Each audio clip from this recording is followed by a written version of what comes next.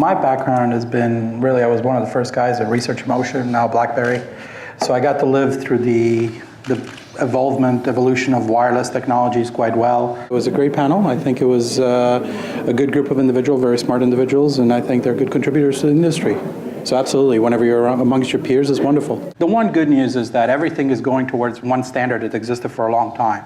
An IP packet is an IP packet, an IP header is pretty much the same thing all across the world. So at least we don't have to worry about PAL and TSC, and we can move a packet from North America to Europe, and it will not, you don't have to do a standard conversion in between it. So by going down that road, we actually have an opportunity here to actually reinvent the entire industry and potentially move forward a lot faster. But that's just my 2 cents. Is that an IP4 packet or IP6 packet? Well, fair enough. But that's coming along quite well. Actually, an interesting side fact, Apple stopped accepting any IPv4 only apps as of June 1st. Right. So now they're forcing everyone to go to IPv6. Okay. So. Change is not going to stop, so we got to keep on going with it, and we got to keep on trying to lead the way and defining the next steps in the broadcast industry and ensuring its success long term. IT and IT systems, is that just a stepping stone to even greater cloud use? I mean, in the consumer world, you buy this nice new product, and then there's another shiny product a year down the road. We're getting into IP systems, which, of course, cloud's being used today, but not everywhere.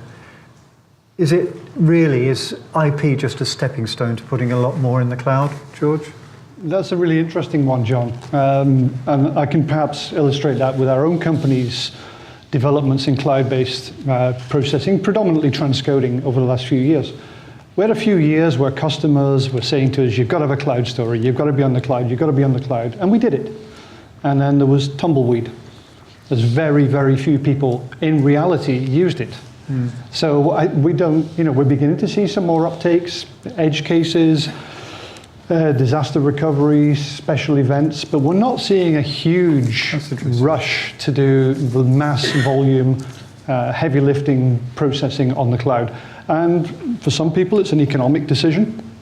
When they look at the economy or the costs of running 20 servers 24/7 in the cloud, they realize it's actually more expensive than doing it on their own premises. For some people, it's a security decision or a government policy decision about where media is stored. So there's many, many other barriers to going on the cloud than, say, exist for a consumer at home, where obviously it's easy and it's very attractive. I mean, there's clearly no doubt that people like Amazon and Google and Microsoft are making a lot of money from cloud services, but our customers in high volume media processing are not rushing there in the numbers that you might think they would have been doing based on the requests we had a few years ago. George and I would... What I was going to say, I thought the main reason for that was mainly the bandwidth availability. So the delay that it's inherited by moving the file from your premise to the cloud to do the transcode and back to the cloud. Because I would actually agree with you that the cloud can be more expensive. Typically it's not, but it can be if you ask for SLAs. If you go to Amazon and actually ask for an SLA, it will go straight through the roof, the price. It will not be anywhere near what you could actually do it in-house. As soon as the SLA comes off, all of a sudden you have an opportunity. But I really think it's really all about the connectivity availability that was the challenge, and the speed of the connection availability. So that inherently puts a lot of delay in just moving the files back and forth.